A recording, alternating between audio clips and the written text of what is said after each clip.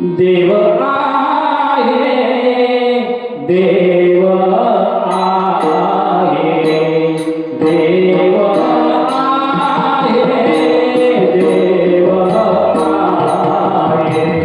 देव आहे,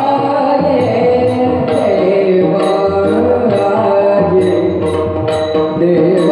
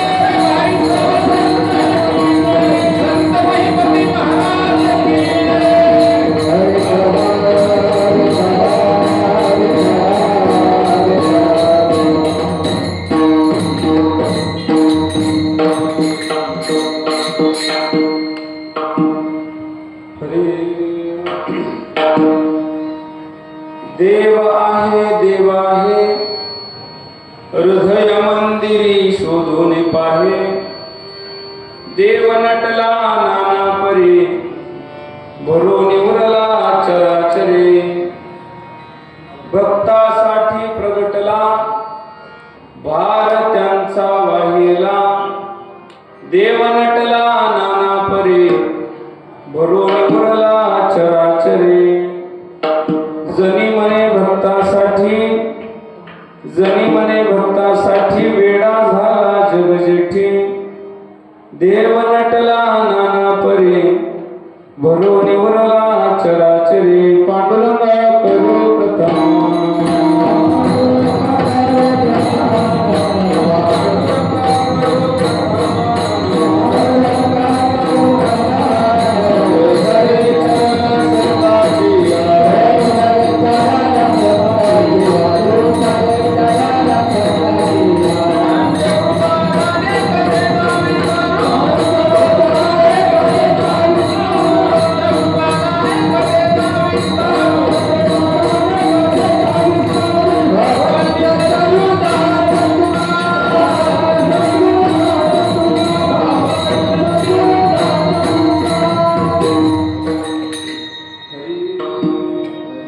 पांडुरंगा करू प्रथम नमन दुसरे चरण संताचिया त्यांच्या कृपादाने कथेचा विस्तारू बाबाजी सद्गुरु दास तुका शांताकारं भुजगशयनं पद्मनाभं सुरेशं विश्वाधारं गगनसदृशं मेघवर्णं शुभांगं लक्ष्मीकान्तं कमलनयनं योगिवीरध्यानगम्यं वंदे विष्णुं भवभयहरं सर्वलोकैकनाथं महायोगपीठे तटे विमरत्या वरं पुण्डरीकाय दातुं मुनीन्द्र समागत्य तिष्ठं तमानन्दकन्दं परब्रह्मलिङ्गं भजे पाण्डुरङ्गं विठ्ठल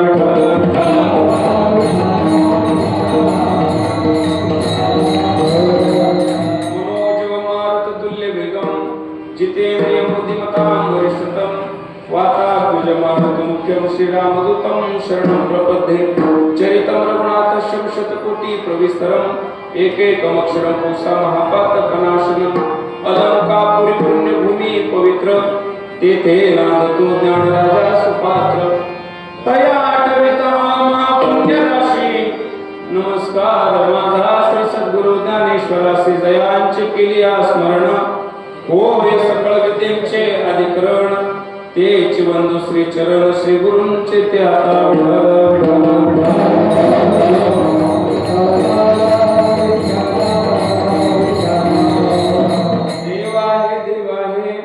हृदय मंदिरी शोधून पाहे देव नटला नाना परी भरून निवरला चराचरी. प्रस्तुत चिंतनाकरिता घेतलेला अभंग. या भूतलावर जन्माला आलेल्या जीवांच्याच नाही तर जड जीवांच्या उद्धाराकरता आपला देह अखंड झिजविणारे ज्यांचे आई कनकाई वडील मोलोबाचे राहणारे देह निवासी ज्यांना जगद्गुरु श्रेष्ठ श्रीमंत संत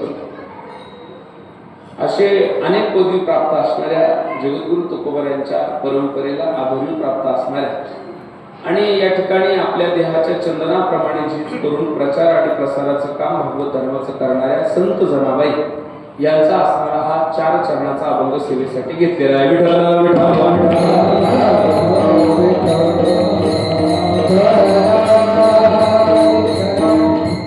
या अभंगामध्ये संत जनाबाई काय म्हणतात? देव आहे हृदय मंदिरी शोधून पाहे. या जगतामध्ये देव आहे नाही आहेच, परंतु त्याला दिसत नसल्यामुळे आपण संभ्रमात आहे. हा दिसत का नाही? ज्ञानेश्वरी सारखे तो दिसायचं काही कारण नाही. तरी परमात्मा ऐसे जी एक वस्तू असे ती जया दिसे ज्ञानास्तव. परमात्मा दिसण्याची गोष्ट नाही, ती असणाऱ्या ज्ञानांच्या डोळ्यांनी कळत असते. ऐका, म्हणजे अनुभवाने त्याला जाणून घ्यावं लागतं. याच्याही पुढे जर तुम्हाला शोधायचंच असेल तर देव आहे. आपण संत जनाबाई कशावरून? हृदय मंदिरी शोधून पाहे. तुम्ही आता कीर्तनाला त्याच्यावरून देव आहे नाही, कळलं का? देव जर तुमच्या सोबत नसता तर तुम्ही कीर्तनात नसते. मग तुमच्या प्रत्येकाच्या हृदयामध्ये तो आहे म्हणून तुम्ही आहे आणि तुम्ही त्यासाठीच कीर्तनात आहात. देव आहे हृदय मंदिरी शोधून पाहे. आणि मग तो दिसतच नाही का? नाही, दिसतो ना. पण तो असणाऱ्या तुम्ही ज्या पद्धतीने ज्या स्वरूपाने ज्या आकाराने त्याला नटवलं त्या आकाराने तो दिसतो. देव नटला नाना परी. भक्त प्रल्हादासाठी ज्या रूपाने तो अवतारित झाला त्या रूपाने परत कधी अवतारित झाला नाही. त्याच्या अगोदरही नाही, त्याच्या नंतर नाही. भक्त प्रल्हादासाठी जो नृसिंह अवतार धारण केला तो अगोदर नाही, तो नंतर नाही. मग तो वेगवेगळ्या रूपाने नटतो. तो कधी कृष्ण बनतो, तो कधी मला वाटतं कश्च मत्स्य वराह अशी वेगवेगळे अवतार धारण करतो. तो कधी मारुतीराया बनतो, तर तो कधी छत्रपती शिवाजी महाराज बनतो असं म्हणतो, कधी मोदी सुद्धा बनतो. विठ्ठल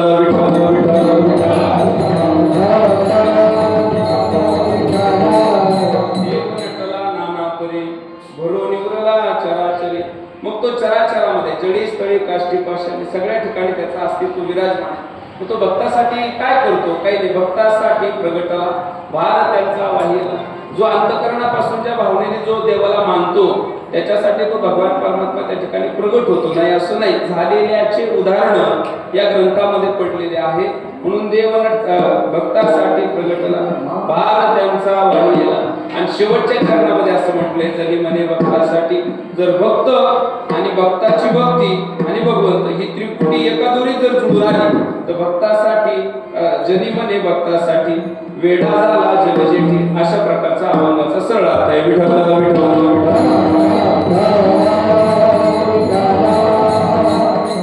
या अभंगातला प्रतिपाद्य विषय आपल्या समोर ठेवलेल्या अभंगाच्या विस्तारित चिंतनाला प्रारंभ करण्यापूर्वी अल्पसा पर्याय देणं वक्त्याचा आद्य कर्तव्य, माझं परम कर्तव्य आणि गादीची परंपरा समजून पवित्र तीर्थक्षेत्र निंबेरे या ठिकाणी भगवान पंढरीश पांडुरंग परमात्म्याच्या निश्चित कृपेने आणि त्याचबरोबर असणाऱ्या भगवान मारुतीरायाच्या असणाऱ्या प्रेरणेने त्याचबरोबर अनेक परिसरातील संत महंतांच्या संत महिपती महाराजांच्या असणाऱ्या कृपा आशीर्वादाने त्याचबरोबर या परिसरातील थोर कीर्तनकार बाळकृष्ण महाराज कांबळे असतील, त्या समान अधिकाराचे या परिसरात अजून काही महामुनी असतील, या सर्व मंडळींच्या असणाऱ्या मार्गदर्शनाने या व्यासपीठावर उपस्थित असणाऱ्या परिसरातील आध्यात्मिक धार्मिक गुणीजन मंडळीच्या साथ संगतीने आणि या ठिकाणी तुमच्या सर्व मंडळींच्या असणाऱ्या मदतीने चालत असणारा हा अखंड हरिनाम सप्ताह, या अखंड हरिनाम सप्ताहातील या वर्षातील 6व्या दिवसाची सेवा तुम्हा सर्व ग्रामस्थांच्या वतीनं माझ्या वाट्याला सुपूर्द करण्यात आली आणि ती सेवा सुपूर्द केल्यानंतर ती सेवा देण्यासाठी आज मी या ठिकाणी उपस्थित आहे. दरम्यान या सेवेला सादर करत असताना साथसंगत करण्यासाठी उपस्थित गुणीजन मंडळींपैकी गायनाचार्य श्री हरिभक्तीपरायण सोपान महाराज, गायनाचार्य श्री हरिभक्तीपरायण नामदेव महाराज,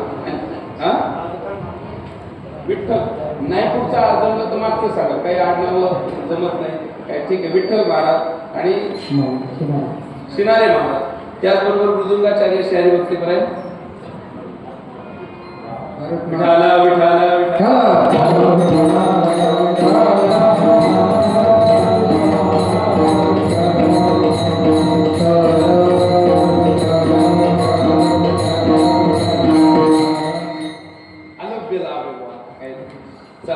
या व्यासपीठाला परंपरेचे एक अभ्यासू आणि जबाबदार आणि आपल्या संत महिपती महाराज देवस्थानच्या एक हिरा आणि आपलं वैभव असणारे बाळकृष्ण महाराज कांबळे आज माझ्या गुरुवर्य बाळकृष्ण महाराज कांबळे हे आज माझ्या कीर्तनासाठी आता कीर्तनाची जबाबदारी आणखी वाढली. अधिकार माहिती असता समजा तर मी या भागातला नसतो, युट्यूबवर बोलला असतं तर कदाचित मी महाराजांना ओळखू शकलो असतो, लई लांबचा असतो. आपल्याच परिसरात महान कार्य करत असताना अधिकारी माणसं आले की एक जबाबदारीनं कीर्तन पुढे न्यावं लागतं. जो ज्याचं जबाबदारी आहे, ज्याचं कर्तव्य, ज्याचं काम आहे ते त्याने चोखपणे करायचं असतं आणि ते करत असताना जबाबदारी वाढते. अजून एक या मंडळींसाठी एक शब्द वापरेल, कीर्तनकार म्हणून कीर्तन करणारे वेगळे आणि कीर्तनकार करून कीर्तन जगणारे वेगळे, त्याच्यातले एक बाळकृष्ण महाराज म्हणजे अजून सोपं करायचं झालं एक विशेष शब्दाचा प्रयोग केला.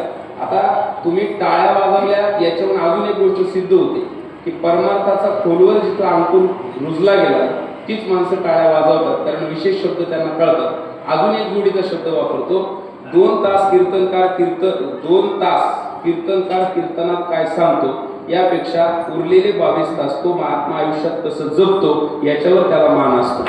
म्हणून कुठल्याही प्रकारच्या सोंगाडोंगाच्या मागे न पडणारी माणसं, कुठल्याही प्रकारच्या असणाऱ्या जे काही आता नवीन पद्धत मीडियाची चालू आहे त्याच्या सुद्धा नादाला न लागता आपल्या परमार्थात एक गोड अजून एक वाक्य बघा, आग लगी बस्ती में और साधू आपले बस्ती में, या अशा पद्धतीने जीवन जगणारी माणसं आहेत आणि ती माणसं लाभणं या व्यासपीठावर हे माझं मी परमभाग्य समजतो.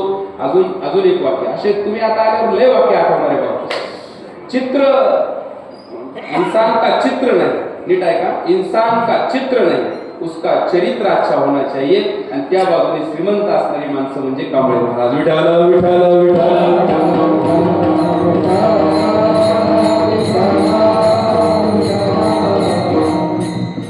सूरत बड़ौदा नहीं, बड़ौदा सूरत नहीं, सूरत से कीरत बड़ी बिना पंख उड़ जाए, सूरत तो जाती रही कीरत तो कभी न जाए, कीर्ती कधी जात नाही. आणि त्या कीर्ती रूपाने परमार्थाची वाटचाल पुढे घेऊन जाणारे प्रचार प्रसार करणारी माणसं आहेत. असो आणि म्हणून या ठिकाणी मृदुंगाचार्य श्री हरिभक्तीपरायण भरत महाराज, ठीक आहे का, ठीक आहे. आणि याचबरोबर आमचे शिनारे भाऊ आणि विद्यार्थी नवीनच आहे, महाराजांचा मुलगा विद्यार्थी आहे. तर या सर्व मंडळींसाठी एकदा जोरदार टाळ्या. सर्वांना खूप धन्यवाद. तुलसी वृंदावनवाल्या मावशी असतील, मेनेकरी बाबा असतील, टाळकरी मंडळ असतील, सिस्टमवाले दादा असेल, तुम्हाला सर्व मंडळींना धन्यवाद. आणि या ठिकाणी उपस्थित जे काही आबालवृद्ध माता भगिनी आहेत तुम्हाला सुद्धा खूप खूप धन्यवाद. आणि या ठिकाणी उरलेला जो वेळ आहे तो आपण या चिंतनाकरता खर्च करण्याचा प्रयत्न करू. मस्तक हे पाया या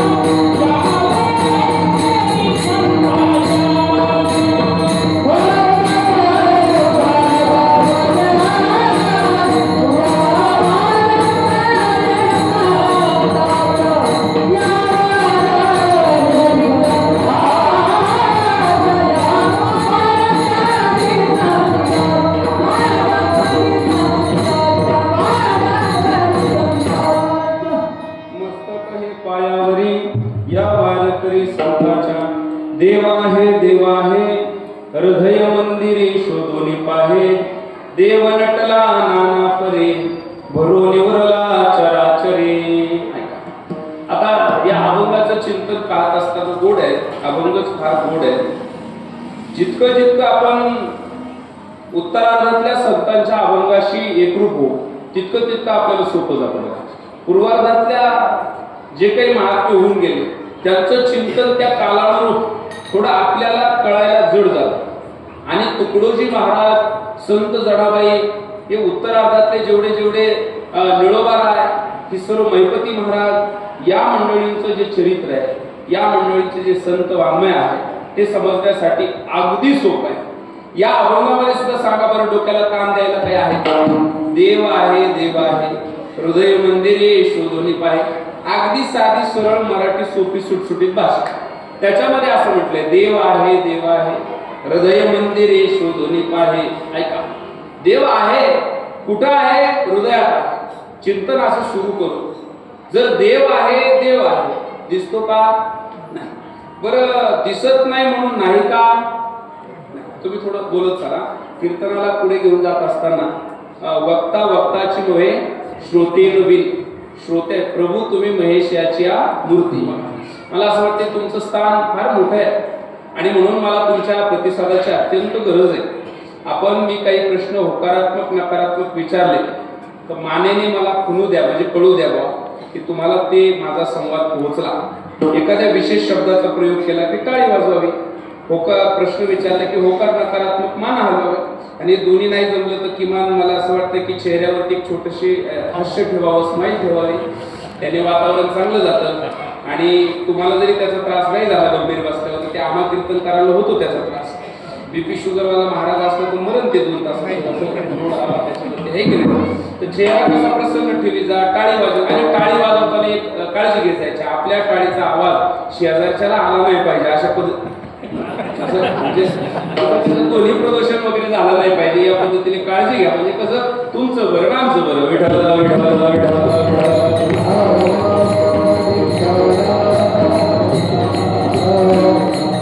अभंगामध्ये प्रवेश करायचा असेल तर अभंगाचं चिंतन करताना देव आहे दिसला नाही हो. आमचं 60 70 80 वर्ष वय झालं, देव दिसला नाही. देव दिसला नाही म्हणून आम्ही मानित नाही. असे अनेक अनुभव आहेत ज्या अनुभवाने आम्हाला कुठेतरी दाखवलं की देवता आहे. पण देव हे बघा, सोपं करतो अजून. या जगतामध्ये काही प्रश्न असे आहेत ज्या प्रश्नांना उत्तर सापडत आणि काही प्रश्न असे त्यांना उत्तर आहे. ज्या प्रश्नांना उत्तर आहे तिथं मानवाची क्रांती समजा, पण कार्य दिसतंय आणि त्या कार्याचा निर्माता दिसत नाही. प्रश्न आहे पण प्रश्नाला जर उत्तर नाही तर ते उत्तर म्हणजे जगाचा मालक देव आहे. विठ्ठल अगदी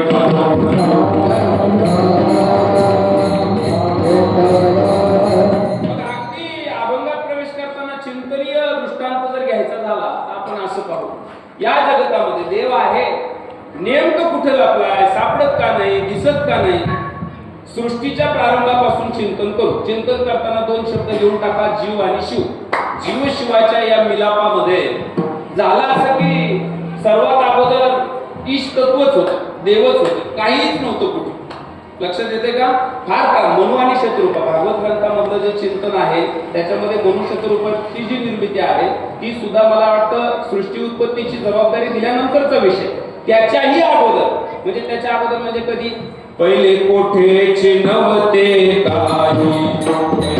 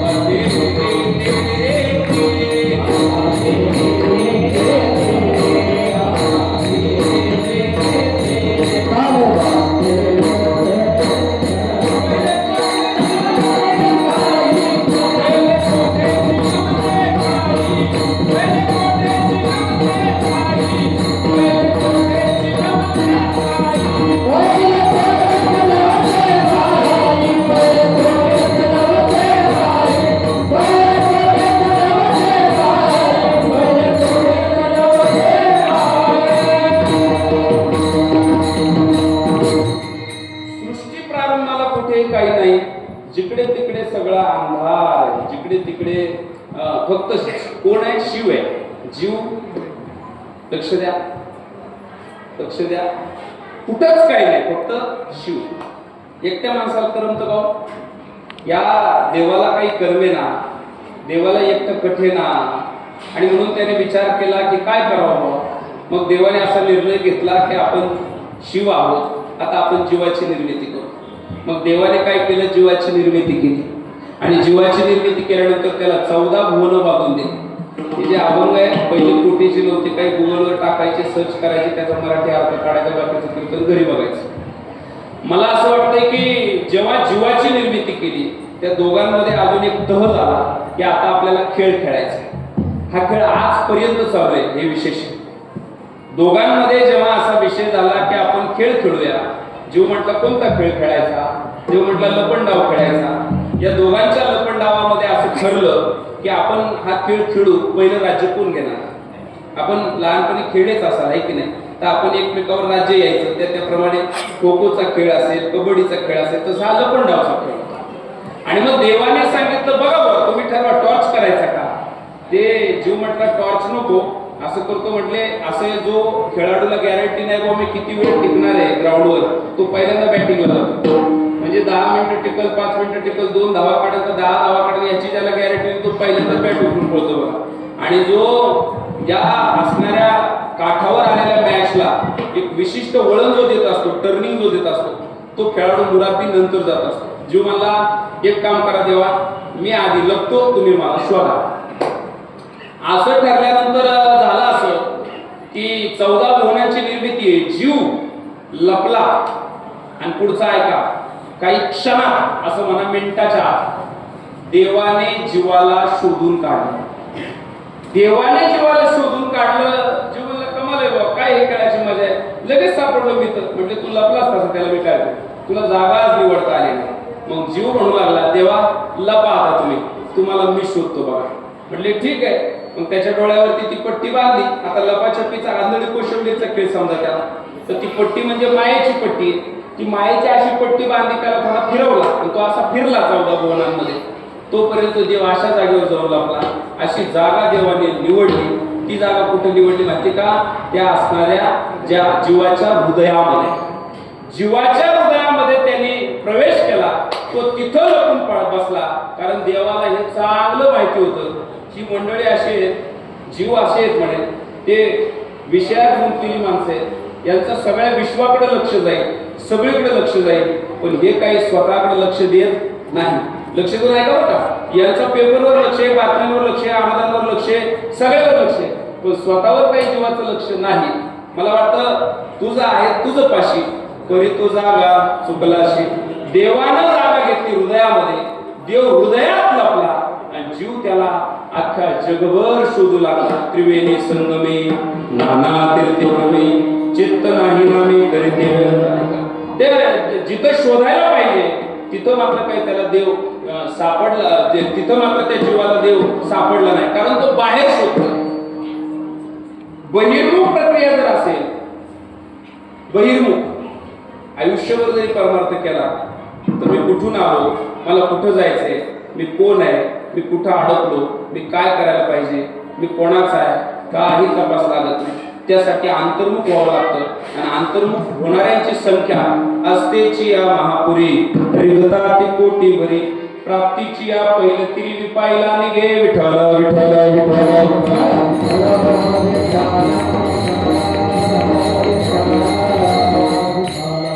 ते असतेची या महापुरी. जे अंतर्मुख होणार आहे ते संत आहे.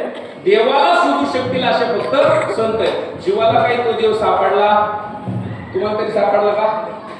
सापडायचं काही कारण नाही.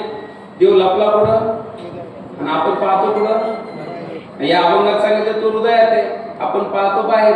डोळे झाकून जोपर्यंत त्याचं चिंतन करत नाही, जोपर्यंत हे चाललंय कशावर याचा अनुमान लावत नाही, तोपर्यंत तो तुम्हाला साक्षात्कार देऊ शकत. लपलाच तो अशा जागेवर. मला वाटतं सापडायचं काही कारणच नाही. मी तर असं म्हणेल, काय झालं गावामध्ये चोरी झाली निंबेऱ्यात. ऐका का ऐका दृष्टांत एक नवं आणि जुनं दोन्ही देतो. निंबेऱ्यामध्ये काय झालं बोला. महिला म्हणलं तुम्ही तरी बोला, नाही तर मी देवा भाऊला सांगा आणि यांची 1500 बंद करून टाका, एक कीर्तनात बोलत नाही. तुम्ही तरी त्यांचं समजू शकतो मी, थोडं यांना लोड असतो इकडचा, तुम्ही तरी बोलायचं. गावात चोरी झाली आणि गावात चोरी झाल्यानंतर इकडचं वातावरण सोडू द्या. मी असं बरं का, मला जुनी सवय आहे, नांगर एक तर नांगरायला जायचंच नाही, आणि नांगरायला गेलं फाळ जरी तुटला तरी नांगर न सोडायचं, माझी पद्धत आहे.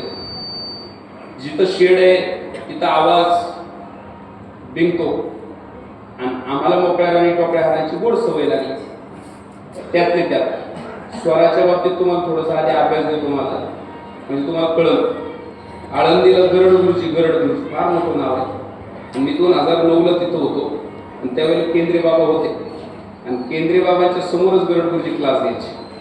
3 महिने गेलो मी. 4थ्या महिन्यात त्या पहिल्या आठवड्याच्या पहिल्या तारखेत माझ्या मानकाटात खळी हल्ली होती. गरड तू उठ निघ म्हणला पाहिजे, त्यामुळे माझा स्वर राहील. त्यातले त्यात माझ्या गरजेपुरतं त्या महात्म्याने मला दिले. काल आलाय स्वर पकडायला अजून मी मला लिंक लागत नाही लवकर, पण जिथं मोकळी सिस्टम आहे तिथं 100% स्वर पटकन लागतो बरं. आणि माझी दुसरी पद्धत अशी, स्वर गायन, मला वाटतं माझं चिंतन जर मजबूत आहे, उलट कधी कधी मी देवाला म्हणतो मला गायन नाही दिलं तुझी कृपा, कारण मी अभंग कमी गाणे ज्यादा म्हणतो असतो. गायन फार नसल्यामुळे माझा विषय असतो चिंतन, आणि चिंतनामध्ये जी मजा आहे मला असं वाटतं की वेगळी. जसं गायनामध्ये सुद्धा जी गायनाचे रंगी गायनाचे अंगी शक्ती अद्भुत आहे अंगी, बरोबर आहे की नाही? गायनामध्ये शक्ती आहे, तसं चिंतनामध्ये सुद्धा गोडवा आहे. आम्ही राहिलो चिंतनाकडे, म्हणून इकडं तुम्ही स्वर करत स्वर आणि परफेक्ट स्वर लावतो, आम्ही निमरान काढले फाळच कसायचं, फाळच होळपुरीच आहे बघा. ते काय विचार करायचं नाही का, चिंतनाकडे ओढून घ्यायचं ना. आता माझ्या लक्षात आलं तुम्हाला कसं सांगायचं, आणि त्याच्यातही पण जर का मोकळं वातावरण असलं, स्पष्ट आवाज जात असला, मस्त मन आनंद घ्यायचा. आणि जर मोकळं वातावरण नसलं, 3 पद्धतीने कीर्तन करायचं. एक आकाश तत्वाचा कीर्तनकार असतो, एक वायू तत्वाचा असतो, आणि एक भूतत्वाचा असतो. एक तर ज्या वेळेला आपल्या हाताबाहेर कीर्तन जाते असं जर दिसायला लागलं तर त्याने आकाश तत्वाकडे पाहून करावं, आणि जर श्रोतृवर्ग चक्षु असला तर वायू तत्वाबरोबर श्रोत्याचा आधार घ्यावा, आणि तिन्हीकडे जर जमलं नाही तर बरेच कीर्तनकार हे असे कीर्तन करतात बघा, असे बोटाकडे नाही, ते जमिनीकडे पाहतात, तर ते भूतत्वाचे असतात. आणि म्हणून त्या तिन्हींची मदत घ्यायची, चिंतन पुढे पुढे घेऊन जात राहायचं. तर ह्याच्यामध्ये महत्वाचा भाग पुढे बघा. मला इथं असं बोलायचं होतं, तो विषय सोडून हे मागं राहील. वारकरी कीर्तन परंपरेचं तत्व असेल, पूर्वार्धामध्ये गायन वादन राग रागिनी या सगळ्या गोष्टी आहेत, आणि उत्तरार्धामध्ये जिथून पांडुरंगाकडून तिथून पुढं जे आहे ना ते चिंतन, आणि त्या चिंतनाला एक पुरावा म्हणून प्रमाण म्हणून मधल्या काळामध्ये ते 4 चरण जे अभंगाचे ते आहे, आणि त्या चरणाबरोबर लागून जे येते त्या विषयाला धरून जे येते तेवढेच प्रमाण आहे. बळच ओढून आणलेले कीर्तनकार कोणत्याही विषयाकडे जाऊ द्या, त्या अभंगाच्या लाईनमध्ये जर तो नसेल तर ते प्रमाण गायक मंडळींनी देऊ नये असं मी वाचलं. आता ते कोणाला काय करायचं तो ज्याचा विषय राहिला, कारण युट्यूबमुळं कुणी नुसतं शेळीला बकरं किती झालं तरी त्याला प्रमाण देते, हे मी पाहिलं. त्याच्यात ते काय सांगायचं काही नियम धरून त्याला राहिलेला नाही, आणि उलट त्या माध्यमातून तारखा त्या मंडळीला झाला आहे परंपरा म्हणणार. काळ असा आलाय कलियुगामध्ये ज्यांच्या अख्ख्या गाथा ज्ञानेश्वरी पाठ आहे, मी खरं बोलायचं धाडस करतो, ते मंडळी बिचारे ऐकायला बसलेले असतात. ज्यांच्या हरिपाठाची पहिली मालिका पाठ नसते ते मात्र रोज 3-3 धारमाळ करतात. हे दुर्दैव आता कलियुगात. नाही तर तुम्ही करून पहा, माझं खोटं वाटत असेल तर तुम्हाला 10 मध्ये 8 तसे सापडले नाही तर मी कीर्तन बंद करतो. ज्यांच्या हरिपाठ सुद्धा पाठ सापडणार नाही, वस्तुस्थिती आहे. तर चला जाऊ द्या. आणि म्हणून चिंतनाला मी प्राधान्य देतो. जे ते ज्याचं त्याचं काम करतंय, आपण आपलं काम करावं. माझा मुद्दा इथं होता, देव लपलाय हृदयामध्ये, आपल्याला शोधायचं आहे हृदयात, आपण शोधतोय त्याला बाहेर. घटना अशी घडली, निंबेरेत चोरी झाली, चोर चाप्टर होता, चोराने 2-4 चोऱ्या 4 दिवसात केल्या तरी लोकांना तपास लागू दिला नाही. दरम्यानच्या काळात एक थोडी डेंजर घटना घडली, त्याच्याकडून 1 जण मेला, आणि मग मात्र जिल्ह्याच्या ठिकाणी अर्ज केले, वरून दबाव आला राजकीय, आणि PSIला नाईलाजाने फरमान काढावा लागला. तांबेरेत जे काही घटना घडल्या निंबेऱ्यामध्ये, तिथल्या घटनेला न्याय द्या, तो चोर आजच्या आज सापडा, तुम्हाला काय करायचे ते अधिकार देऊन टाकतो. नुसतं पोलीस डिपार्टमेंटला सांगितलं नाही तर NCB डिपार्टमेंटला सुद्धा फोन गेले. NCB डिपार्टमेंट म्हणजे स्थानिक गुन्हे शाखेला जर आरोपी सापडला नाही तर NCB डिपार्टमेंटला पाठवावं लागतं. मग सर्व अधिकार वरून मिळाल्यानंतर त्यांनी नाकाबंदी केली, चोर पुढे गेला नाही पाहिजे. संभाजीनगरला अजून गेला नसतो, तिथून चौक्या लावल्या आणि तिथून त्या ठिकाणी नाकाबंदी केली आणि चोराला सापडायचा प्रयत्न केला. बाहेर वातावरण जरा कडक झालंय, हे जेव्हा चोराला कळालं, तो चोर 10वी नापास होता पण चापट वाटत त्या ढवळपुरीचा होता असं असल्यामुळं वगैरे वगैरे ते इतकं चाप्टर होतं. त्यांनी लपायची जागा अशी निवडली गेली तर मला आता यांनी मुसक्या आवाळ्याशिवाय राहणार नाही. एकदा जर पोलीस डिपार्टमेंट तर चोर सापडलाच पाहिजे. तो चोर चॅप्टर असल्यामुळे त्याने घोटाळा असा केला, तो कसा तरी गाड्या बदलीत, कोणाला उपरणे बांधीत, कसं तरी तो पुढे गेला माहितीये का, नगर जिल्ह्याच्या ठिकाणी जिथं PSIचा मोठा बंगला, त्या बंगल्याच्या मागच्या बाजूने रात्रीचा आत गेला आणि त्या PSIच्या बंगल्याच्या खालच्या स्टोर रूम मध्ये त्या जाळीतून कसं तरी शिरला आणि आज जाऊन त्यांनी लपायला जागा केली. कारण तो म्हणला आता जरी यांनी फार सगळी का आदेश दिले तपासायचे तरी हे अधिकारी सगळ्यांना तपासतील, पण ज्याने आदेश दिले त्याचं घर तपासणार आहे का नाही. हुशार झाला नाही ते चोर, मला सांगा. असा जो चॅप्टर चोर आहे, असे काही काही चोर अजूनही सापडते नाही. मग ती घटना बीडची असू नाही तो वगैरे वगैरे विठ्ठल विठ्ठल.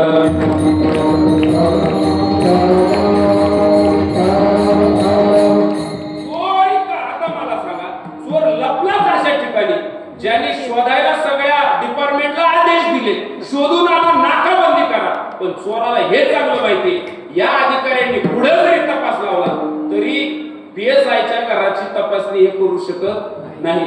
जोपर्यंत आपल्यावरचा मक्का उठत नाही तोपर्यंत PSIचं घर सोडायचं इतका चाप करतो चोर.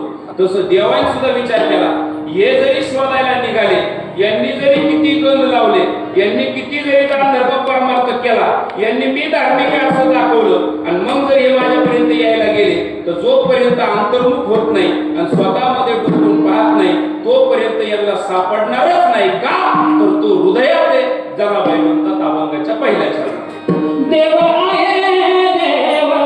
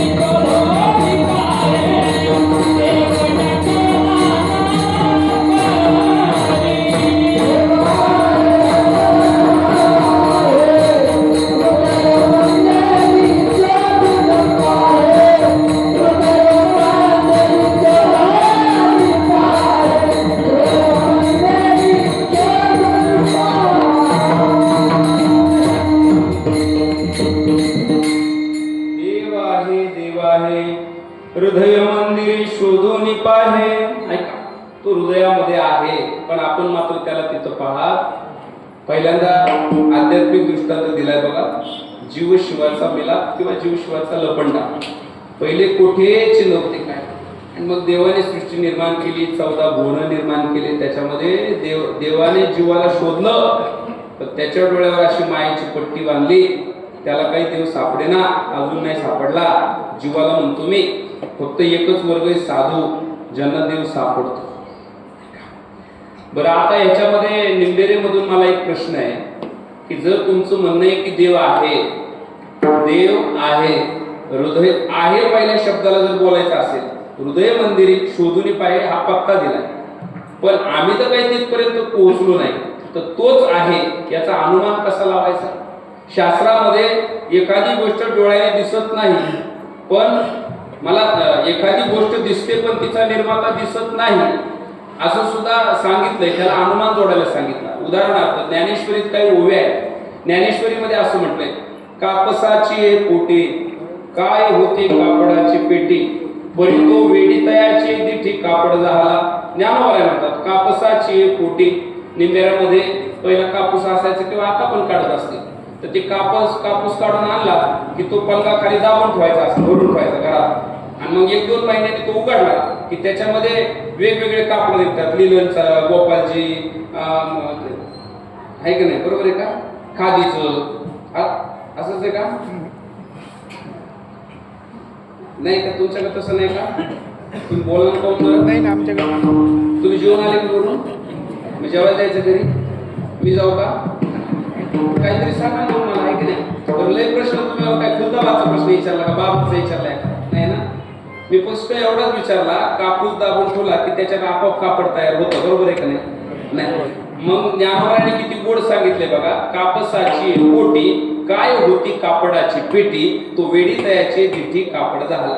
ज्या अर्थी कापड दिसतं का नाही कापड, तर तो कापड कापसाच्या पोटात तयार होत नाही, त्याला विणावं लागतं तेव्हा तो तयार होतं. मग जर तुम्ही दुकानात गेल्यावर कापड दिसतं पण कापड विणणारा दिसत नाही, मग याच्यावर अंदाज लावायचा ज्या अर्थी कापड आहे त्या अर्थी विणणारा. दुसरा प्रश्न आहे, ज्ञानोबा अजून म्हणतात की काय घडे या गाडग्याचे निगती कोंब, काम कुलालमतीचे गर्भ उमटले की. ज्ञानोबाची एक अजून एक ओवी आहे, ना तरी भूमी आतुनी स्वयंभ, काय घडे या गाडग्याचे निगती कोंब, परी ते कुलालमतीचे गर्भ उमटले. घट, मडक, गाडग, काय तुम्हाला केळी, हे जे बनवलेले भांडे पाणी वाटायचे, मला असं वाटतंय की ते घट जर पाहिला तर त्या घटाकडे पाहिल्यावर तुम्हाला कळेल की त्याची सुद्धा शेती आहे. म्हणजे घट पेरले की 2-4 महिन्यांनी घट उगवतात. एक माठ पेरला काय 1000 माठ उगवतात, असं आहे का बाजरीच्या दाण्यावानी? नाही. घट ही जी प्रक्रिया आहे किंवा ती जी आकृती आहे किंवा घट नावाची जी वस्तू आहे, ज्या अर्थी कापड आहे ना विणणारा आहे, तसंच आहे ज्या अर्थी घट आहे ना तर त्याला बनवणारा कुंभार आहे. मग इथं ज्ञानोबा काय म्हणतात, ज्या अर्थी त्या अर्थी झाड जाणे जे फुले, मानस जाणे जे बोले, भोगे जाणे जे केले पूर्वजन्मीचे, विठ्ठल विठ्ठल विठ्ठल.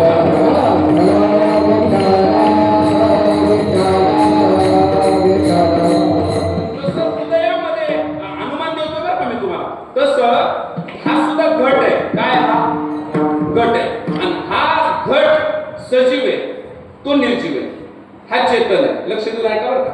मला असं वाटतंय की हा घट आहे, पण हा जो घट आहे हा ज्या माणसाकडे भरपूर जमीन आहे म्हणून आहे, बरोबर आहे का, त्याच्यानंतर त्याच्या घरी काजू बदाम खायला आहे म्हणून आहे, बरोबर आहे की नाही, त्याच्यानंतर त्याच्याकडे चांगली मर्सिडीज गाडी 1700 म्हणून आहे हा गट, बरोबर आहे की नाही, आणि आपल्या आमदार खासदारांशी ओळखी म्हणून आहे हा गट, बरोबर नाही? तुम्हाला देव देऊन पस्तावा का मला कळालं. अरे दादांनो, हा गट नाही पैशामुळं, नाही हा गट जमिनीमुळं, नाही तुमच्या प्रॉपर्टीमुळं, नाही तुमच्या आमदारा खासदाराच्या ओळखीमुळं. मला असं वाटतं या गटामध्ये एक जो आहे ना, जनाबाईने जो पत्ता सांगितला तो आहे ना परमात्मा, म्हणून हा गट आहे, म्हणून तुम्ही कीर्तनात आहे, नाही तर तुम्ही कीर्तनात सुद्धा नसते. अजून एक सांगू, तुम्ही त्याला माना नाही तर नका मानू, तो तुम्हाला मानतो म्हणून तुम्ही कीर्तनात आहे. आणि मग गट आहे, कापड आहे आणि शरीर आहे. आता शरीर आहे, मी पहिलं उदाहरण दिलंय की देव आहे, हृदय मंदिर शोधली पाहिजे. मग काही लगेच दिसणार आहे का हृदयात डोकवल्यावर? अनुमान लावायचा, तो आहे, दिसणार नाही. दिसायचा असेल तर त्या पद्धतीने मार्गक्रमण करावं लागेल, त्या पद्धतीने परमार्थ करावा लागेल, त्या पद्धतीने अनुग्रह घ्यावा लागेल, प्रपंचापासून थोडं दूर व्हावं लागेल. असं सगळं ज्या दिवशी होईल त्या दिवशी काहीसा अनुभव त्याचा यायला सुरुवात. बरं, तुम्हाला काय आता हे जे तुमचं शरीर आहे ह्याच्यावर 1-2 उदाहरण देतो ऐका. तुमच्या शरीरामध्ये लाल रंगाचं लिक्विड आहे, काय नाव आहे त्याचं?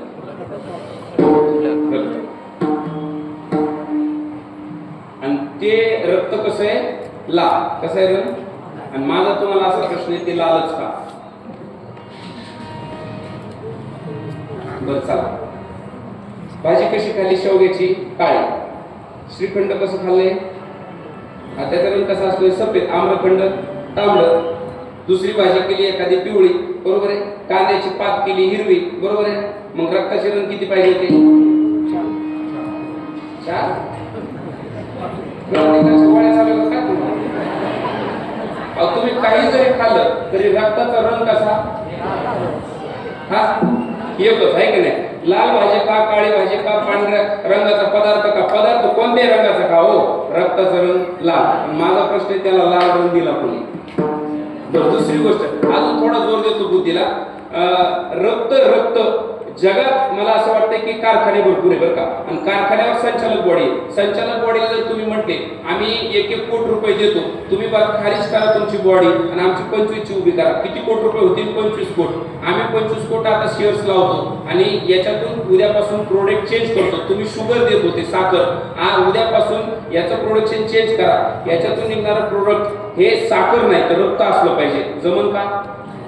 मग जगाच्या वर्ल्ड मध्ये, जगाच्या पाठीवर रक्त तयार करणारा कारखाना कुठंच नाही. आणि तो आहे का? कुठं नाही.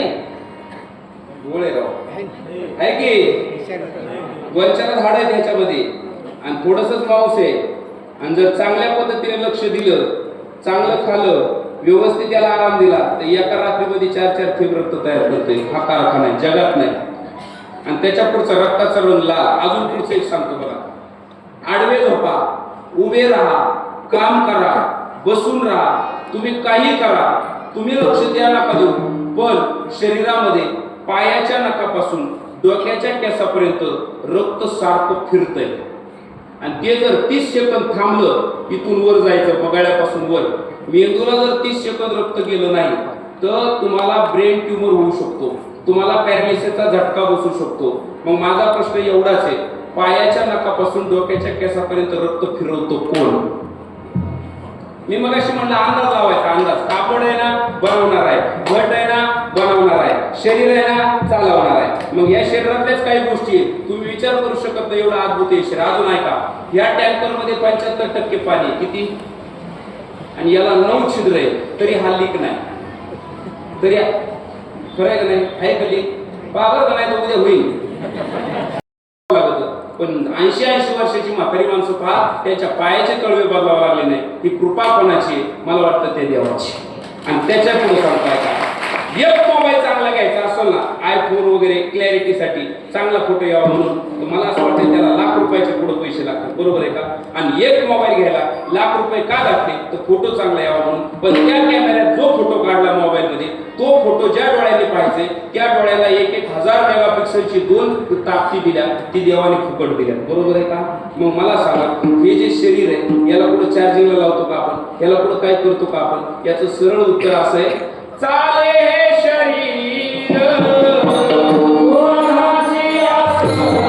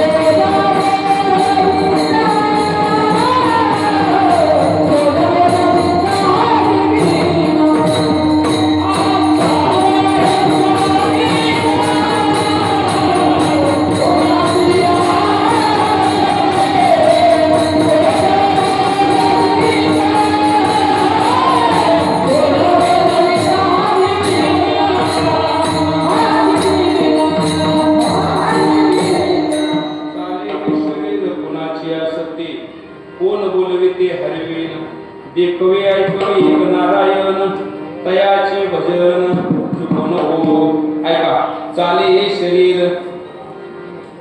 आमच्याकडे एक तात्या आहे, तात्या नाव आहे त्यांचं. गेले त्याला बरेच दिवस झाले.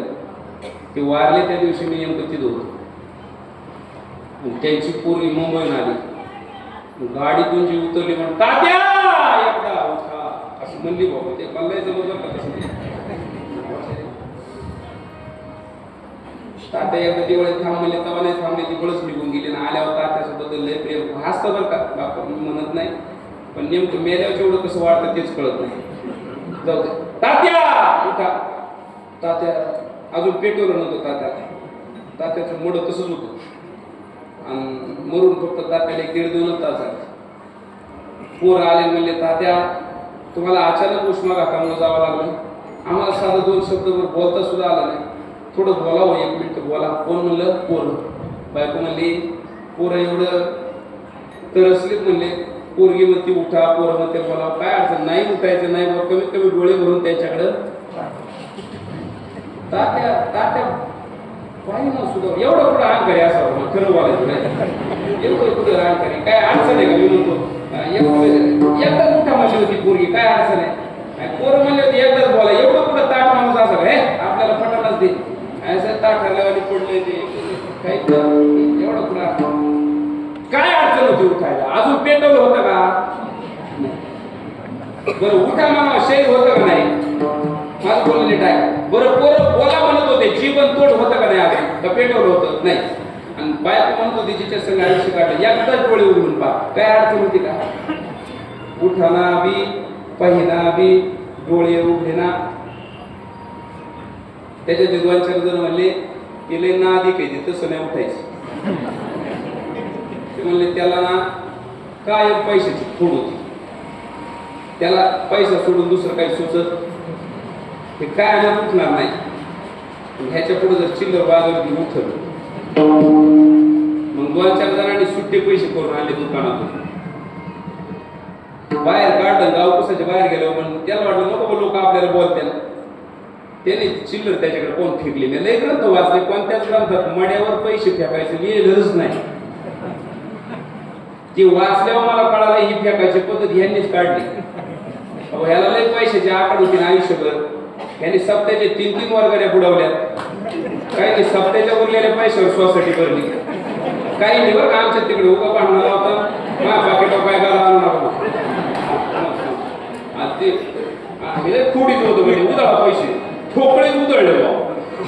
नाही मी उदाहरण दिलं म्हणजे आमच्याकडचे एखाद्या केलं तर बरोबर आई त्यावर मागितले ते म्हणजे पैसेच नाही मागितले. ते काय केलं भुसार भरला तर पैसे लोकांनी 100 दिले याने भुसार भरला. तर तुम्हाला सांगतो त्याला पैसे उधळले तर तो काय उठा मागून एक जण मला नाही ते नाही उठायचं. एक काम करावं खालचे नाही उचलायचं, ठोकळा त्याच्या कपड्यात चिटका, ठोकळा चिटकावला, खालचे सोड होते, ठोकळ्याला हात लावून दाखव.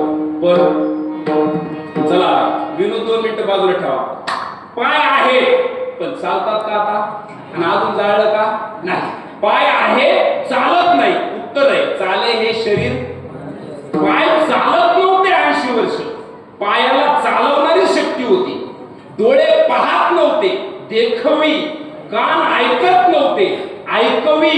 एक नारायण तयाचे भजन. अनुमानच लावायचं आहे ना.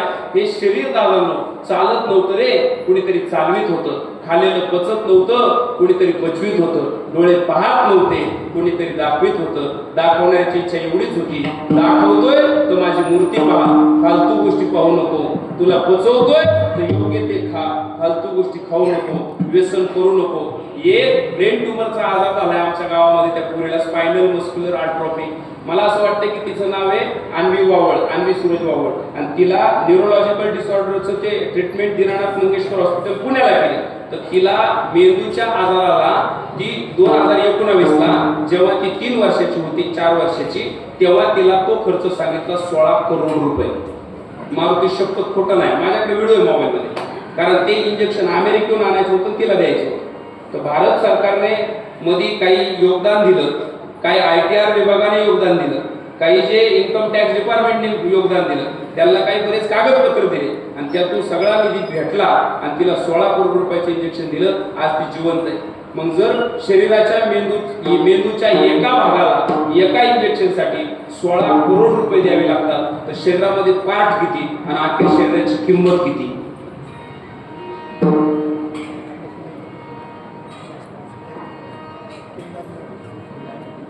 चहा घेऊ नको थोड्या वेळ. आपल्याला सगळं ठीक दिलंय, शरीर ठीक आहे, कुठली केस नाही, कुठलं कर्ज भरायचं नाही, कुठलं शीण नाही, कसं फ्रेश राहिलं पाहिजे माणसाने. अरे एक जे देवाने ओरिजिनल दिलं त्याची जागा दुसऱ्याला घेता येईल? जे ओरिजिनल दिले दात ओरिजिनल ते ओरिजिनल, बचळ जर बसवलं श्रीखंड खाली चिटकून बाहेर येते. खरं माझ्या मंडळीच्या खरंच ना एक पार्ट किती महाग आहे राव. माझ्या मंडळीचं ना एवढंच ना खाड वाढलं, शपथ माळी पोट भरतोय बाबा, खोट नाही होणार बाबा बसले. आता मी 3 डॉक्टरचं नाव सांगितले, गायकवाड डॉक्टर, एक दुसरे गजानन काशीद डॉक्टर, आणि तिसरे जे आहेत का नाही ते दिल्ली गेटच्या पुढंच आहे बघा, काय नाव त्यांचं रे, पुढे केलं आपण ते गजानन काशीद आणि गायकवाड, आणि ज्यांच्याकडे ऑपरेशन केलं ते श्रीकांत पाठक आहे का, नाक कान घासा तज्ञ. तर त्याच्याकडे तिघं तपासलं मी मुद्दा. शक्यतो आजारी पडले ओपिनियन एखादा कधीच नाही घ्यायची, तिघं जायची. कारण कोरोना काळात आमच्या एका जणाचा पाय खराब झाला, त्या डॉक्टरनी डावा सोडला उजवाच काढून घेतला. आधी तपासताना ते डॉक्टर तरी धरणार की नाही ते पण बघावं लागतं, ते सगळ्यांना नाव ठूत नाही. तिघं ओपिनियन घेतली, कारण आमच्याकडे अजून एक भांडगावचा असा पण आहे, त्याला काहीच नव्हतं, फक्त 10 मालता लगेच स्प्रिंग टाकली, गरजच नव्हती. असू द्या, ज्याला कळत त्याला कळत. त्याच्यामुळे 2-4 डॉक्टरचा ठोका एकच आला मग ट्रीटमेंट करायचं, नाही तर पुढं काय मिळायला लागते त्याचा तपास. एवढंच हाड आलं माझ्या एवढंच, आणि ते तपासले ते बोलले 72,000. 72 एवढंच 72,000. माझ्यासाठी 2 जण नेली होती मी गावातले कांबळे मला चोपदारात असायची, ते म्हणलं चला बाबा नेले टाकून. म्हणलं तिसऱ्या मजल्यावर जायचे, आपल्याला उचलायची वेळ तर नितीन बाई, आणि ते तिथं होते. आणि ते डॉक्टरला जाऊ सांगितलं 72,000 एवढंच हाड वाढलं, शिक यायची फक्त सर्दी व्हायची, एवढंच होतं. म्हणजे जादा चालत नाही, कमी झालेलं चालत नाही. शरीराला किती परफेक्ट दिलंय. समजा तुम्हाला जे नाक दिले ते जर इथं टाकायचे इथं टाकलं असतं तर वाचायला असं आठवलं लागलं असतं, पुन्हा इकडून. आता अशा जागेवर मग मी म्हणलं शेजारचं मला महाराज, ते म्हणला महाराज पण हाड वाढलं कसं काय? इकडनं मला ते पाकिट जादा घेतले का वाढत बोलले काय चुकीचं थोडी बोललो काय नाही. मला पटलं बघा ते तेव्हापासून मी म्हणलं आलो एवढं दोघं ठेवायचं, विचारायचं किती बहिणी काय विचारलं का बाय कुणी सांगा नाही बाबा, पण मला मुद्दा हा सांगायचा आहे. नुसतं नाकाचा हाड ग्राइंडरने काढायला 72 लागले दादा, एवढंच. नुसती एक स्प्रिंग टाकायला कोट रुपये खर्च केले लोकांनी. किडनी गेल्या त्यांना रक्त बाहेर काढून परत आत भरावं लागतं. एक सांगू, देवाच्या अद्भुत तुमच्यावर कृपा आहे. जर 80-90 पर्यंत एकदा दवाखान्यात सर्दी पडसं सोडून जावं लागलं नसेल तर जगातले श्रीमंत व्यक्ती तुम्ही मानलंच पाहिजे. एवढा जरी एक शब्द खटकन काळजात जाऊन बसला ना, माणसं व्यसनापासून दूर निघून जातील, माणसं वाईट वागण्यापासून दूर निघून जातील. आणि देवाचा अद्भुत आहे, हे विकत नाही मिळत राजांनो. याच्या सगळ्या प्रक्रिया विकत नाही मिळत. पैसे देऊन मला सांगा कोणाच्या आजार बरे झाले, पैशाला ऊत आला का इकडा? धीरूभाई अंबानीचा पोरगा अनंत अंबानी, नाही मुकेश अंबानीचा पोरगा अनंत अंबानी, त्याचं नाव ते युट्यूबला मी सर्च मारून पाहिलं, याचं नाव अनंत का ठेवलं ते मला तिथं कळालं. त्याचा फोटो पाहिल्यावर त्याची ढेर मुली अनंत आहे म्हणून त्याचं नाव असं आगड बनू नका. आणि त्याचा बाप म्हणतोय पण त्या डॉक्टरला तुमच्या हाताने आकडा टाका, पोरग बरं करा. ते लयच वाकडं तिकडे दिसतंय. ते डॉक्टर म्हणते तुझे पैसे तू, जगात कोणताही डॉक्टरांनी याच्यावर ट्रीटमेंट होणार नाही कळलं? अरे पैसा आहे पण ट्रीटमेंट होत नाही. आणि आपल्याला जर ट्रीटमेंटचीच गरज नाही तर देव आपल्या सोबत अंदाज. कारण इथं काय म्हणले माहिती का त्यांनी? अनुमान लावायचा अनुमान. अजून एक प्रश्न विचारतो. माझ्या माता भगिनी, तुम्हाला ज्या वेळेला मातृत्वाचा वरदान देवाने दिलं, आई बनला तुम्ही, आई होण्याच्या अगोदर स्तनात दूध आहे का? आगार खाणे किर दूध गुड, गोड गोड गोड. ज्ञानेश्वरी ते आगार खाणे दूध किर गुड गोड परी मातेसीच नशे की गुड. म्हणजे त्या स्तनामध्ये दूध कसं तयार झालं याचं गुड जिच्या स्तनात तयार झालं तिला सुद्धा माहिती. बरं, जन्माला याच्या आधी दूध आहे का? नाही. जन्माला आल्यावर आहे का नाही? म्हणजे बाळ जन्माला आल्यावर दूध आहे. मग मला सांगा ते दूध आलं कुठं? कोणालाच रेसिपी सांगता येईल का? आईला तरी सांगता येईल का काय गमत आहे बघा जनावरांची? मला एक बोलू तुम्हाला तरी एक जण म्हणला महाराज असे 40 भाकरी खाल्ल्या, ते विज्ञानवादी डेंजर असतात ना. तेव्हा नाही 40 भाकरी खाल्ल्या आणि 40 भाकरी पचवल्या का 3 थेंब रक्त तयार होतं. किती? 40 भाकरी खाल्ल्या. म्हणजे कधी खायचे किती खायचे तुमचे तुम्ही पहा. आणि त्या 3 थेंबाला रक्ताला पचवलं की 1 थेंब दूध तयार होतं. असं कोण म्हणला? हे विज्ञानवादी अभ्यास. मग त्याला म्हणलं तुझं म्हणणं काय? काही नाही, सोपं काय ते रक्तापासून दूध तयार होतं. त्याला म्हणलं मग गड्याला का नाही कळलं तुम्हाला? जर रक्तापासून दूध तयार होतं तर मग गड्याला रक्त नाही का? आणि माझ्याकडे पाहू नका, मी काही शब्द भरकटून बोलत नाही. तुकोबरायला 400 वर्षापूर्वी हा प्रश्न पडलेला आहे. बाळा दुधा कोण करीते उत्पत्ती? बाळा दुधा कोण करीते उत्पत्ती? बाळा दुधा कोण करीते उत्पत्ती? बाळा दुधा कोण करीते उत्पत्ती?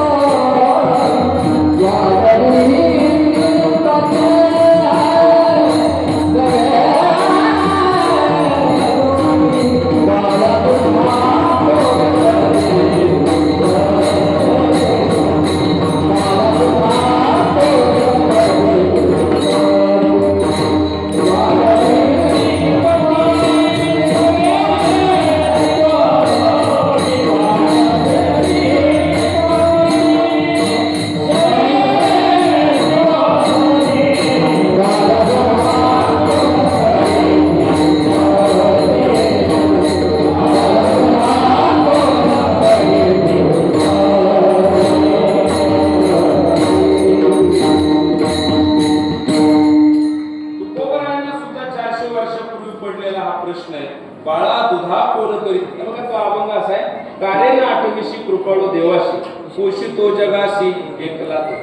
या जगाला जगाचं भरण पोषण तो करतो.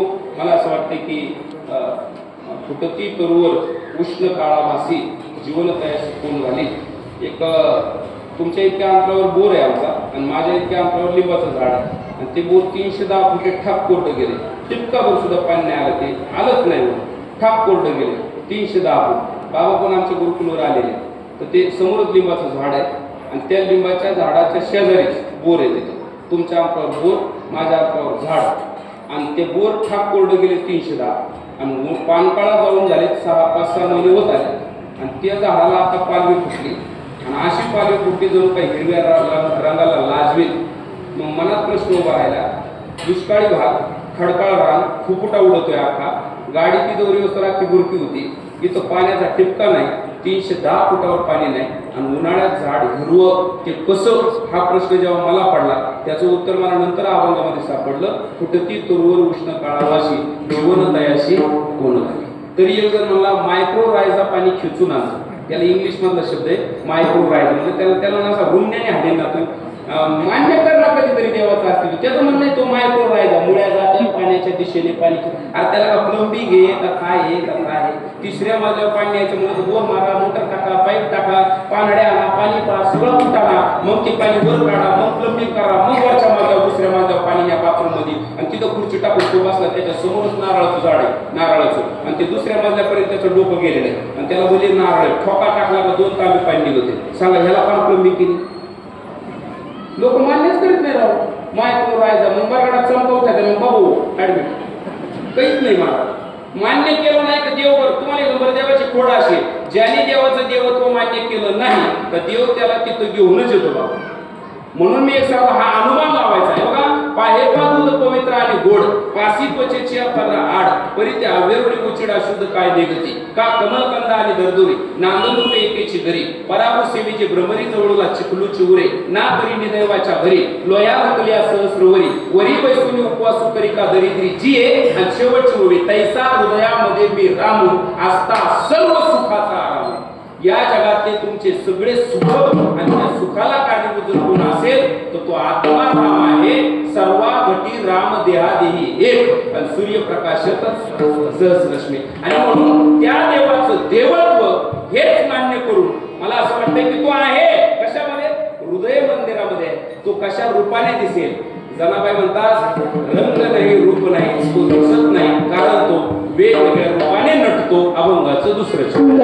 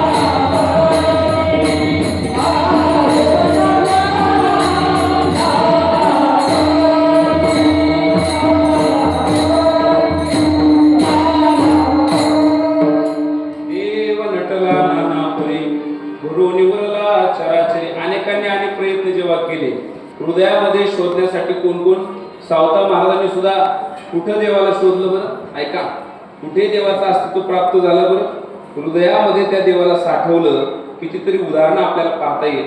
माझा थोडा स्वभाव असा आहे कीर्तन करताना एक दृष्टांत आध्यात्मिक एक दृष्टांत जो आहे तो व्यावहारिक आणि एक दृष्टांत जो आहे तो एक काल्पनिक असे तीन एकत्र करायचे. ते तीन एकत्र केल्यावर तिन्हीपैकी एक श्रोत्याला 100% मान्य होतो. काल्पनिक तरी मान्य होतो व्यावहारिक जगाचा सध्याचा तरी मान्य होतो आणि जे दोन नाही मान्य झालं त्या आध्यात्मिकवर त्याचा भरोसा असतो.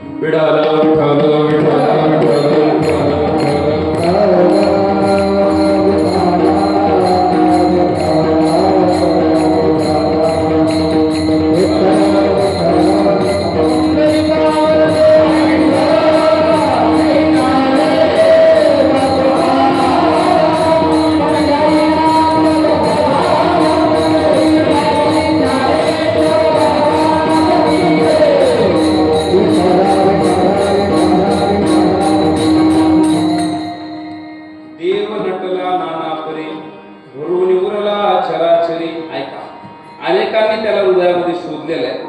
फक्त पहिल्या अभंगामध्ये निकष द्यायचा आहे तो हृदय मंदिरामध्ये तुम्हाला शोधावा लागेल.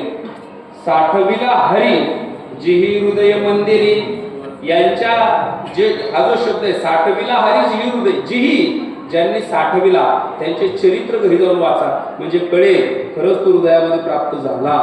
आणि म्हणून ते हृदय तसं पाहिजे ते अंतकरण तसं पाहिजे. हृदयामध्ये तो येईल पण तेवढे तुम्ही प्रामाणिक पाहिजे. हृदयामध्ये तो येईल पण तुम्ही एकनिष्ठ पाहिजे. म्हणजे पहाटे 4ला एकाकडे पहाटे 5:15ला पुन्हा एकाकडे असं जर झालं तर तो नाही येत. म्हणजे मला तसं काय राजकारण फिष्टानं बोलायचं नाही पण एकनिष्ठ पाहिजे बुवा. मला असं वाटतं की तो म्हणजे तोच असा ज्यांचा विषय होता किंवा विषय तो त्यांचा झाला त्यांच्या हृदयामध्ये तो आला. ते हृदय त्याप्रमाणे असावं तितकं देवाची इच्छा असावी मग त्या रूपामध्ये तो प्रगट होतो. आता ऐका मग देव वेगवेगळ्या प्रमाणे नटतो वेगवेगळे रूप धारण करतो. मग साहेब मत्स्य कश्य मला एकच दृष्टांत देतो माझ्या स्वतःच्या अनुभवात आलेला आहे. मी तिकडे ते आपलं खेड मनसर आहे ना तिकडे कीर्तनाला गेलो आणि हा विषय 2016 आहे. रात्रीची वेळ, अर्धा प्रवास ओलांडला आणि रेंज गेली आणि 9 ते 11चं कीर्तन करून येतो.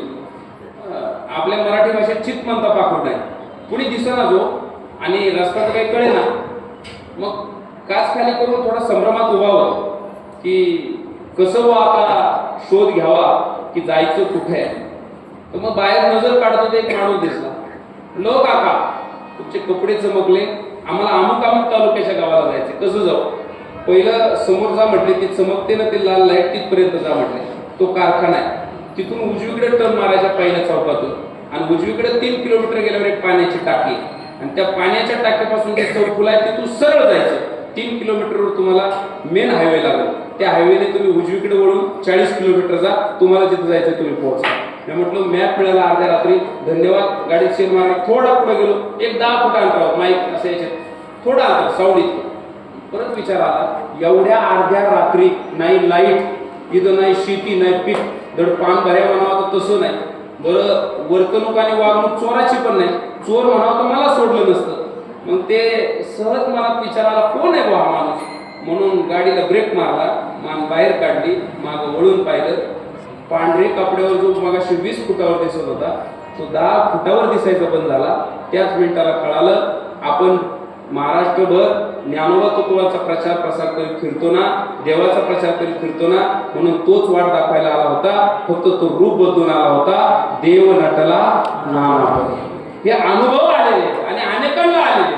म्हणून देव भेटत नाही असं नाही, देव भेटतो दादांनो. तेवढी तीव्र इच्छाशक्ती तुमच्यामध्ये पाहिजे. विठ्ठल विठ्ठल.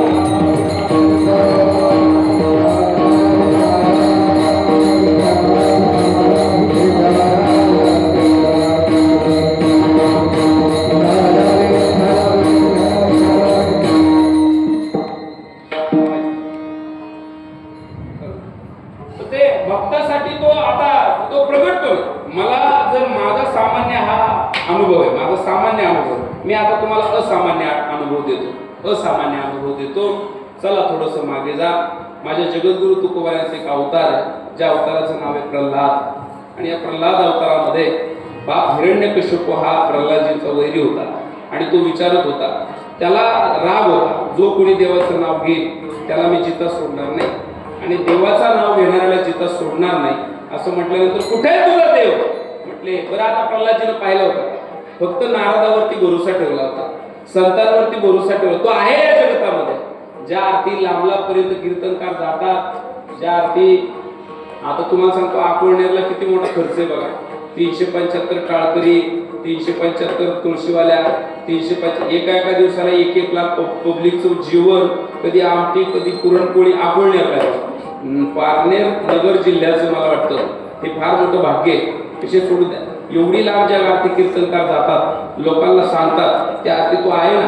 भक्त प्रल्हादाचं ते तो आहे मला मान्य, कोणाला असू नाही तर नसू. विचारलं सांग कुठे तुझा देव, सारखं नारायण नारायण नारायण म्हटले आहे ना सगळीकडे जडीस्थळी, रिता ठाव नाही उरला.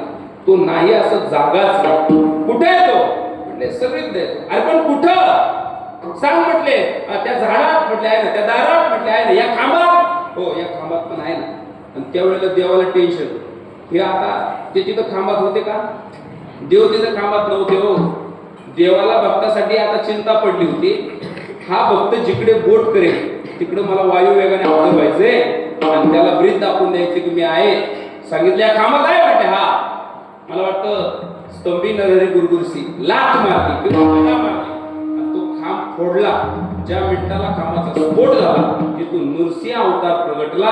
त्याचंच वर्णन पुन्हा अभंगाच्या 3ऱ्या शब्दात.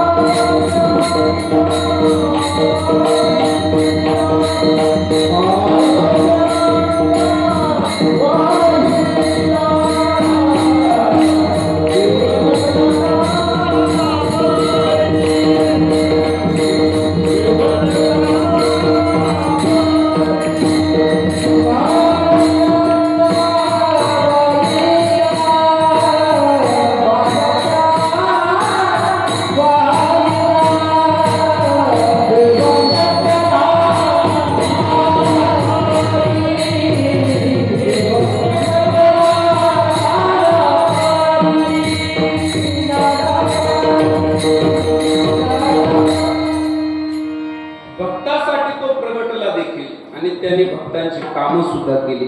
भक्तांसाठी त्यानं भार व्हायला संकट उगवली, कामं केली. मी तर असं म्हणेल जलाबाईंना ते गौऱ्या थापू लागले देव.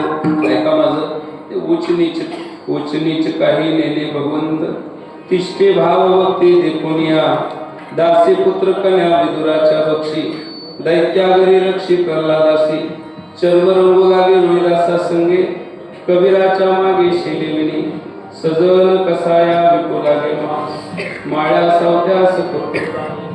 एवढा हळू बोललो का मग जुळत येते. माझं बोलणं आहे आता सांगा गणित तुम्हाला. माझा आवाज आहे पांढरी 3 वर आणि मी जर 3 आहे 3 परफेक्ट. इथं तुम्हाला तसं जाणवत असेल एकदम सहज बोललो की मी आहे पांढरी 3 वर आणि पक्वाद वादकाला जर म्हणलं पांढरी 3 लावा ते लय खवळत आहे बाबा. इथले नाही हे चांगले ते खवळत आहे. मग माझं असं गणित आहे आपलं. तुका म्हणे कसं नाही म्हणजे इथे थोडा महाराज बोलायचं ते कसं जसं होईल तसं लोडच घ्यायचं नाही. माझ्या डोक्यात एकच गणित आहे. माझं अस्तित्व आहे त्याला कारण देणारा आहे तुकोबा आहे आणि त्या मार्गावर काम करतोय. त्या मार्गाने जेवढी सेवा जमते संप्रदायाची तेवढी करतोय, जेवढं वक्रतोय तेवढं देतोय. ऐका माझं मला मुद्दा काय सांगायचं. वाद का घालीत बसायचे. मी पहिल्यांदा सुरू केलं लावा 3 वर ते 2-3 ठिकाणी म्हणले ती एकदम डाय म्हणलं तो पप्पा असं खरं मला समोर बसले. मी खरं बोलतो तेव्हापासून म्हणलं भाऊ माणूस एक तर जोडू नये, जोडला तर तो तोडू नये. किरकोळ कारणामुळे जर माणसं तुटत असली तर काळी 2 पांढरी 2 यांच्याकडं आपण सरळ नांगर करायला त्याला काय काहीच नाही. स्वर कळतोय, उकला कळतोय, लागला कळतोय. पण बऱ्याच वेळेला असो या गोष्टी आम्ही नंतर बसल्यावर बोलू. ते मोठ्या अहो तुम्ही बियाणं आता महाराज स्टेटस पाहत असतात मला ते सांगा. ते पाहतात मी त्यांचं पाहतो.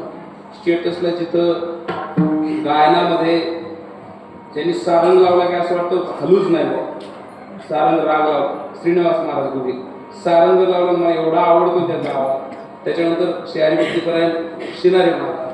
त्याच्यानंतर ही सगळी गायनावाली मंडळी बघा. अजून तुम्हाला सांगतो 2-4 नाव आपल्या आपल्या परिसरातली बघा ह्यांचं गायन किती. पण त्या बॅनरला तुम्ही पहा परवाचा कार्यक्रम आहे दशमी गावात. तिथं कार्यक्रम कोणाकोणाचे श्रीनिवास महाराज घुगे, छोटे कदम माऊली, माझ्या मागं पुढे अशी मोठी मोठी महात्मे आहेत बघा.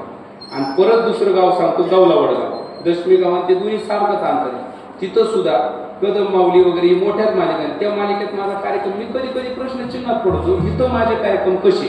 बरं मी माझं करतो काय हॅलो ना आलो मी जातो तर खरे मग कार्यक्रम होता मग पडलंच काय बाकीचं बघायचं. उलट जर का चुकून गो मला सगळं आलं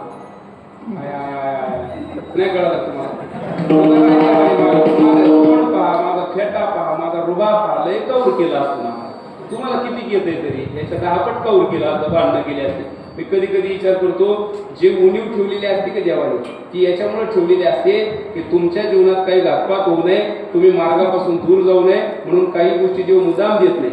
2-4 पोटी पोहत होते. पार्वती पाहत होती एक जण कडाला बसल्याला म्हणजे आवड ती किलवानी पाहत त्याला शिकवा पोहू द्या त्याला पिऊ द्या. आता बाई माणसाचा जीव कसा असतो. शंकर म्हणले ते खोडीच आहे माझा आई त्याला नको वरदान देऊ पोहायचं नाही म्हणले ती एकटंच बसले जाऊ द्या हात केला त्याला पोहता यायला लागला. 3ऱ्याच मिनिटाला त्याला दुसरं धर कदाप तिन्ही मारले. आता काय नाही कळलं तुम्हाला. जेवून जा थोड्या टायमात पंगत आहे बस असू द्या. त्याच्यामुळं सगळं यावं असं काय आपलं काय म्हणणं नाही. दादा माझं चिंतन आहे मी माझं काम करतो तुम्ही तुमचं काम करा. विठाला विठाला विठाला